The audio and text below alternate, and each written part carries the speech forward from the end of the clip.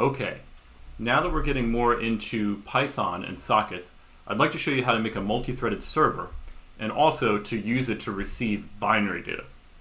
So dealing with binary data in Python is a little bit different from dealing with it in C, but it's actually quite convenient once you get the hang of this struct library that I'll show you. Okay, so we're still going to use the socket library, but now I'm going to use another library called struct here, which is going to be used for binary data.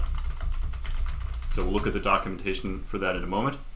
And I'm also going to use a library called threading, and this is going to be used for, well, threading. Okay. All right. But basically, we're going to have the same kind of plan that we did before. So here is my code in C where I was making a simple TCP server that receives some binary data. And so we're still going to need to get the address info and bind this to an address. So we're still going to do that whole thing where we get the socket, we bind it to an address, then we listen and accept. So that's still the basic plan, but it's going to be more succinct as expected here. So I wrote the part of the code that does the get address info because it's really it's the same as we've been doing. So I'm just going to copy and paste that in here. So let's say that I wanted to listen on port 60,000 and I wanted a backlog of 10. So actually I did sneak in there the bind and the listen here. But yeah, it's the same kind of thing with get address info. The only important difference here is that I don't have a host that I'm connecting to because I am the host. And I also want to make sure that, okay, so if I've managed to get a socket on my computer that's going to be listening, then I have to set this so that I can reuse the same socket if I run the server multiple times. Oh, and also, this is really important. So if you look before in the code, I had this, let's see, where did I put it? Okay, this is, yeah, this flags for the hints. I had to say AI passive. That makes sure that I use my own IP address to listen on. And so going back here, I just have to pass that along to the get address info. That's where it is in Python here. Okay, so I got all that stuff. And then, yeah, I did the bind and the listen in here. So I bound it to a particular address, then I said, okay, I'm going to listen. So I decided to knock those out in this get address info loop. All right, so that's fine. Now what I want to do is the whole accept thing, right? And so once again, I have a socket object. I called it S here. Actually, let me rename that real quick to sock. All right, so I renamed it to sock, and I've run this code, and it seems like everything's good so far. If I print out sock, then I see that, okay, this is my localhost IP address that it's bound to at port 60,000, and it's a stream socket. So there we go. All right, now I have to call the accept method, if you remember. So I'm not going to worry about threads for a second. Let me just accept one client here, and this is actually, if we look at the documentation, this is going to return a pair of a new socket that we're going to use to communicate with the client, as well as the client address information. And actually, this is once again, a lot easier than it was in C, because before we had to actually do this fancy stuff to get the address information, but that ends up just getting returned as a tuple here. So what I'll say here is, so just again, let's see, first part of the tuple is the socket, and the second part of the tuple is the address. So here I'll say, okay, so client socket, and then address, or maybe I'll just say client address equals socket.accept. Okay, now it's waiting because I got to connect on the socket. And what I'm going to do actually is go back to this client that I had before that was sending over some binary data. So I had this client in C, so I'll show you, this is actually kind of cool. We can run a client in C and send information to a server in Python. So I'll do that in this example here. And if I go back to that client, what I was doing was using this particular protocol that I set up, where I actually sent over a little header that had first 2 bytes, which was the length of some name. It was like, I'm a username and I'm sending a message. So first I need to know, well, how many characters is my username? Then how many characters is my message? So 2 bytes and 4 bytes respectively. And just for fun, I threw in a magic number. So what I can do is, all right, so let me just write a little bit of code to receive 7 bytes here. So I'll say header is equal to, as soon as I get a connection here, I'll say header is equal to client sock dot receive 7. That should be the header here. And let me go ahead and run. So I have popped up in a terminal here that C program that was sending out. In this example, I was sending out, I said my name was Chris, and here's my message here. And I packed that all into this header here. So let me go ahead and run that. And now you notice immediately that this finished running back in here. And if I look at it, let's see, okay, so client address. There it is. Okay, it's my local host. It happened to be using port 50906, but it's connected to my server on port 60,000 when it's negotiating that connection. Okay, nice. So let me now run this line here. And if I look at this, I get some binary data. Okay. And so the first 2 bytes, as I was seeing here, the first 2 bytes are the length of the name. And my name is Chris. That's 5 letters, so that's encouraging. It's big endian, right? We'll deal with that in a second. Okay, the next bit of information is how many bytes are in the message. And in this case, it's 31. And so that would be, okay, so this is 4 bytes here. It would be these 4 bytes for unsigned int. And 1f, let's see about that. 1f, so if I say hex 1f, that is exactly 31. Excellent. Okay, and then I had some magic number, AE, which if you remember, this is kind of a funny coincidence, that's 174, which was our systems programming class number. Okay. Or American Eagle, if you prefer.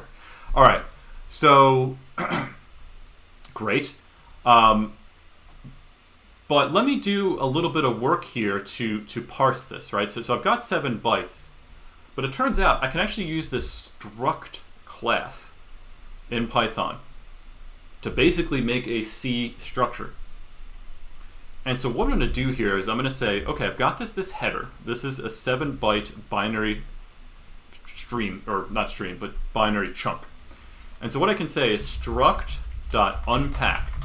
Actually, if I look at this, okay, first parameter is a format string, and the second parameter is a buffer. So actually, this is where knowing format strings in C really comes in handy, because it's very similar in Python when dealing with binary data.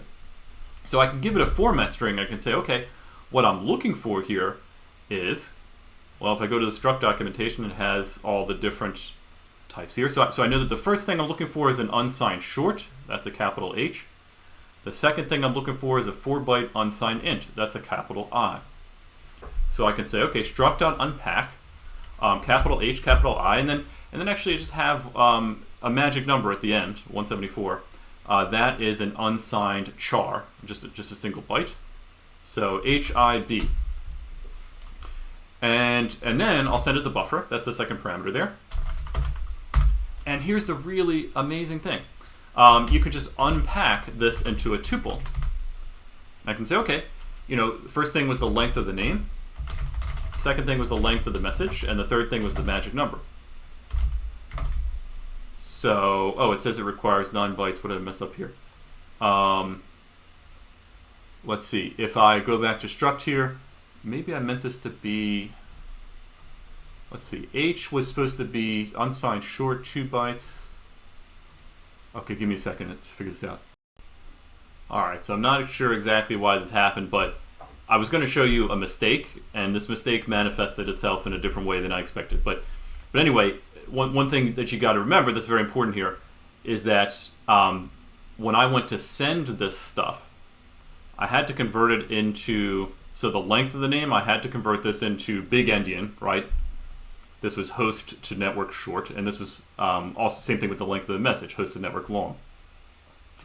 And so it turns out, okay, with this unpack thing, if I put an exclamation mark there, then this says, okay, realize that this buffer is coming in network byte order, which is going to be big endian.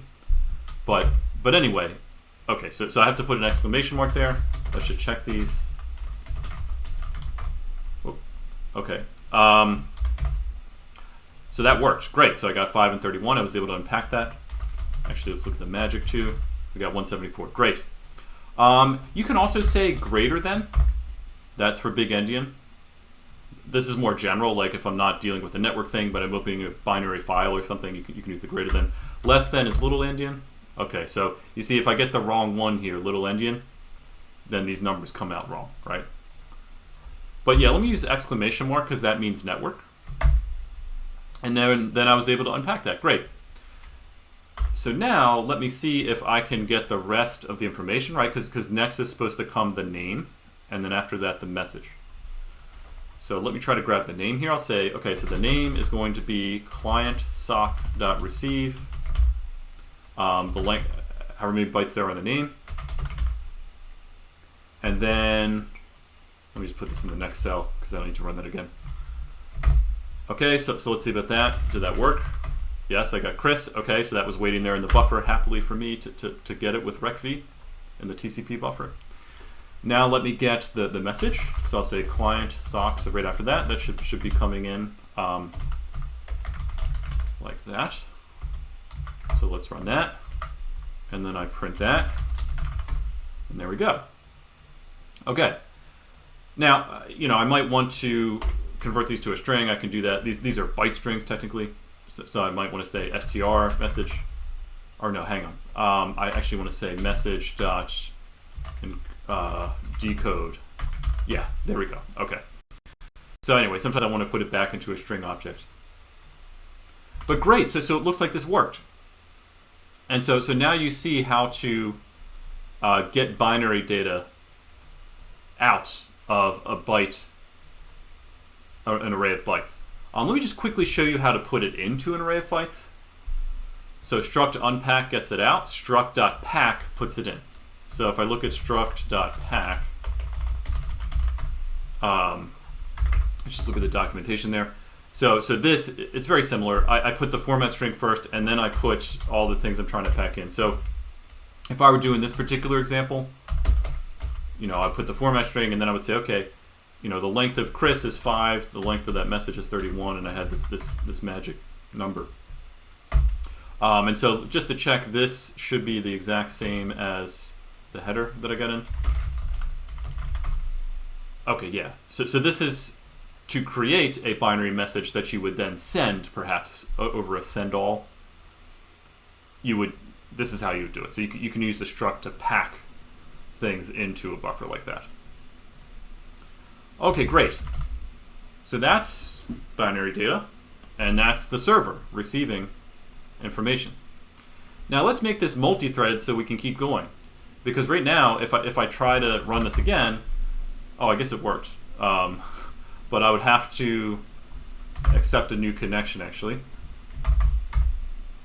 And actually, it worked. But how do I know? Okay, so what I should do is make some kind of loop. And actually, what I'll do is let me put this code here into a method that handles the client when something comes in. So I'll define a method. Let's see, what did I call it before? I called it, let me go back to the server here. I called it service client. Okay, so let's do it like that. So I was servicing the client, and then I just printed out the information. Okay, so I'll say service client, and I'll put this information in here. And actually, I guess I just need one parameter to this method, which is the client socket. All right, so here's what's really cool. If you remember before, when we were going to set this thread up, right, we can only pass one parameter along. And so if we wanted to pass multiple pieces of information, we had to pack them into a struct and send that struct along by reference, and it was a whole big thing. But here we can actually pass along multiple parameters. So I know eventually I'm going to need a lock of some sort. That was an example I was giving before. I guess the example I gave before with multi-threaded was some counter. Okay, so I'll do that. I'll say maybe keep track of, you know, this counter that I increment every time I service a new client. And the danger there is that I might have two clients that connect at the same time and end up in a race condition if I try to do counter plus equals 1 in here. So I'll show you how to deal with this in a second. And it's going to involve some kind of mutex, which I'll call lock here. But here's the cool thing. Before I had to pass along the client socket file descriptor and the mutex wrapped in a struct, but here I can actually just list as many parameters as I want.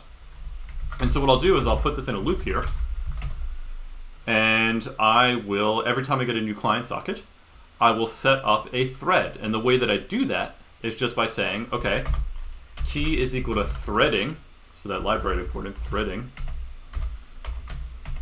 dot thread, and so I say target equals the method that I want to use. So in this case, service client, so I can pass along the method as a parameter there. And then I can say args equals, okay, well, so in this case I want the client socket,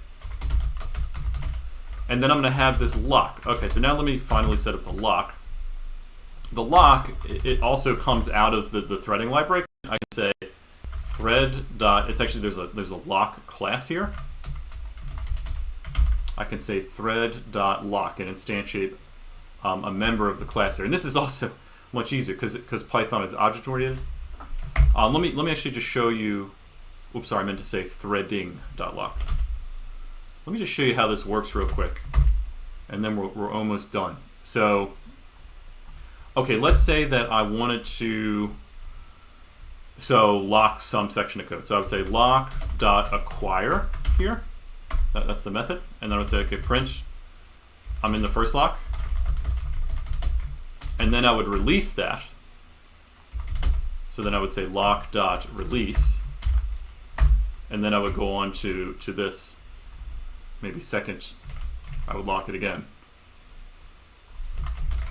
And this code runs just fine, right? But let's say that I'm in the process of doing this, and then I raise some error. Oh crap. Well, what happens is I never get to the next lock. Okay, well the code crashes here. Let's say that I was doing that, and you know, maybe I caught the exception. So I'll say exception, print, uh-oh. All right, so in this case, I'm catching the exception, right? But what'll happen is this gets frozen because it caught the exception, and so it was able to continue. It was able to continue on, but then it got to this line of code, and it's like, I can't do anything because this raised an exception before I was able to release the lock. And that's something we didn't really deal with properly in C. I just didn't have the time to explain it. So there's things you got to really worry about when you're using mutexes, because you can lock something and have an exception that fires before you release the lock, and then there's some other thread that wants to acquire that lock, but it can't because the thing crashed in it before it was able to release it. So Python has a very elegant way of dealing with this. It's the same way that we dealt with opening a file a moment ago. All you got to do is say with lock. And now it'll automatically call lock.acquire at the beginning of this. If it makes it to the end, it'll call lock.release. But also, if it makes it to the exception, it'll call lock.release. So now, hang on, what did I miss here? Oh yeah. So now, okay, you know, I can catch this exception. Oh yeah, whoops. Sorry, I forgot to put this in a try except here. So let me, yeah, I guess I'll say try, boom, I'll do that, and then except, yeah, that's fine. So I'll just tab this in here. Okay, so now it actually caught the exception, but it unlocked the lock. So this is a really nice way to do it, okay? So you just say with lock and whatever code that you want to do that's locked down, and then it automatically acquires and releases. It's just wonderful Python what it does for us here, okay? Automatically. So once you understand how this stuff works, use Python. I mean, it just makes your life so much easier. Okay, at least to prototype things, use Python. So anyway, all I've got to do here is say with lock, counter plus equals 1, and that's it. So that's how I use the mutex there. And okay, cool. So I set up the lock here, and whoops, actually, sorry, this lock up here. Great. All right, so, and I've got my service client thing. Okay, this was just an example of locks. I'm not going to worry about that now. But let me run this. Okay, so this is waiting for new connections. And so now let me run this again. And hang on, something happened here. Let me just restart this real quick. Let's try this again. Okay, let me try this again. Oh, still not getting something. Let's see what I missed here. Oh, you know what I forgot to do? I forgot to start the thread. Okay, that would explain it. So after you instantiate the thread, you actually have to start the thread. And then, yeah, we could wait till this thread ends, but actually we shouldn't wait till this thread ends because we should immediately go on to the next accept and see if there's another client we're waiting for. So let me run this here, try it again. Oh, okay, I got an error. Let's see. Cannot access local variable counter. Oh, I think I needed to say here global counter. So I was like before I was using this as a global variable. I have to say that explicitly in my Python methods. Okay, so let me try this one more time. So clearly something came through, right? Because it went to that service client method. Okay, once again, I think I have to restart this because, okay. Let's try it again. Oh, well, it's working. I just forgot to print out name. Okay, so received name. So let me just actually print something out. Message, magic. Okay, so let's do that. I'll start this again. Boom, there we go. Received Chris. I'm running something else. But now it's still running, right? You see this, but if I look, let's check. It's not using any memory because it's just waiting for accept. It's not using any processing power. So that's good. You can see that my OBS Studio that I'm recording is using some processing power. But, okay, but anyway, so I can keep doing this and I'll just keep getting, new threads that service these. Okay, great. So this is a comprehensive example for how to create a multi-threaded server in Python that actually deals with binary data. Now, sometimes when you're making large-scale programs, it's not the best idea to do multi-threading. There's a more elegant way to do this using something called selecting on file streams. If I get a chance, I'll make a video on that later using something called polling. It's called polling. But for now, this is good. This at least is totally parallel to the example that I had in C here. And you can see how much easier it is to do. So I'll provide this code in the description, and hopefully this helps you on your assignments. Oh, and of course, I should be a good citizen here and be sure to close the socket, the client socket when I'm done here. Okay. And really, I should also be creating some kind of exception handler if I have a keyboard interrupt that will close this socket as well. But I'll leave that to you as an exercise.